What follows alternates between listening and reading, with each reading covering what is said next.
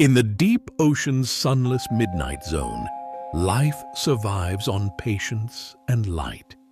The anglerfish is built for a world where meals are rare. Its glowing lure, a modified dorsal spine, acts as bait, often powered by symbiotic, bioluminescent bacteria. Here, wasting energy is fatal. An ambush hunter, the anglerfish waits. Its jaws open wide and body stretches to consume whatever it finds.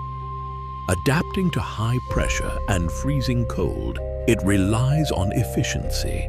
Even in darkness, its lateral line feels vibrations and pressure changes. The lure is a trap, a tiny beacon turning curiosity into a mistake. Uniquely, males are tiny. Since finding a mate is difficult, some permanently attach to females, becoming lifelong parasitic partners. Eventually, eggs are released in floating sheets, carried by currents toward food.